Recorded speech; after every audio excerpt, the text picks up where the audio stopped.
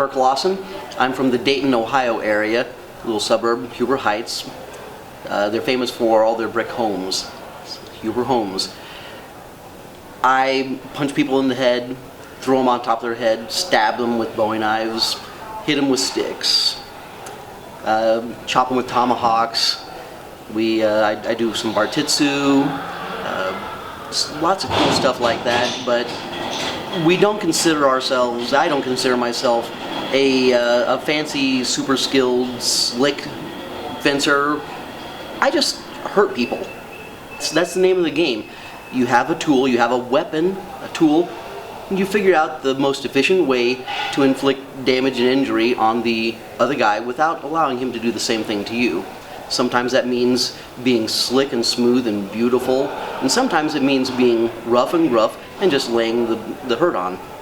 I am teaching 3 different classes. The first class I taught was the grappling of pugilism. A lot of people don't realize or don't remember that boxing, before the Marquis of Queensberry screwed it all up, had grappling in it. It had trips, it had throws, it had chokes, it even had an armbar in there if you look hard.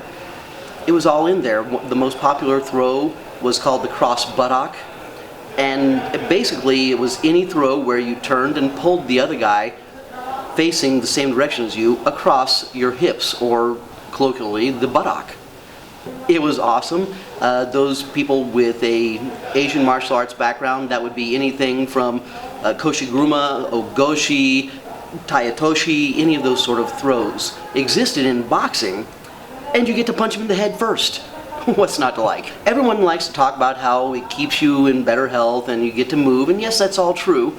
But there's lots of things I could be doing.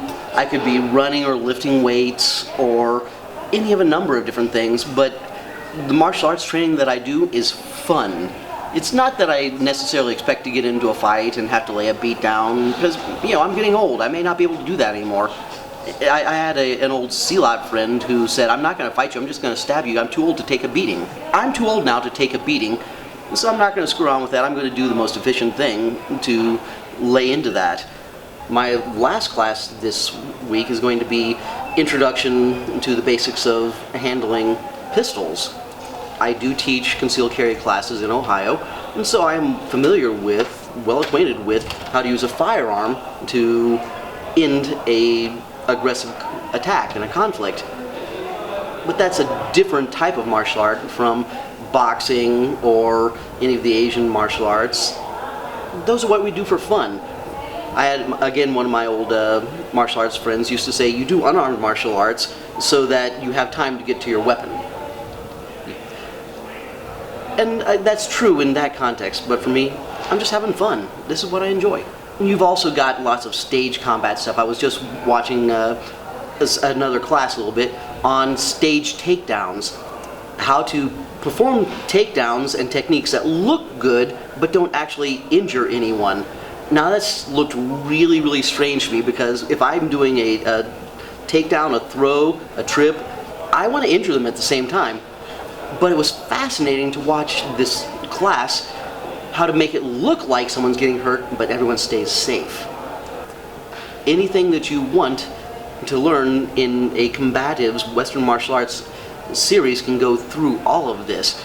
Everything from stage combat to self-defense to archaic style fighting systems that you may want to maintain just because that's part of your heritage. If you want to learn Highland broadsword, there's going to be someone here who knows Highland broadsword, and you can fulfill your Scottish heritage doing Highland broadsword. It doesn't necessarily have to be something you expect to go out and fight or kill someone with. There's not going to be someone yelling, "There can only be one!" Just do it because it's part of your culture, or because you want to have fun, or because you want to get better at stage combat, or even just understand stage combat and what the difference between stage combat and actual combat are, how they are similar and how they're different. Bartitsu has become very popular with the steampunk crowd because it's from the early 20th century, very Victorian, very gentlemanly, but you're still hitting people with sticks and punching them and throwing them on their head. And so you get to mix in whatever portion of cosplay you want with whatever combat method you want. You can go everything through the stage combat up through I'm really going to stab the butt of this stick through your eye. It's really kind of groovy.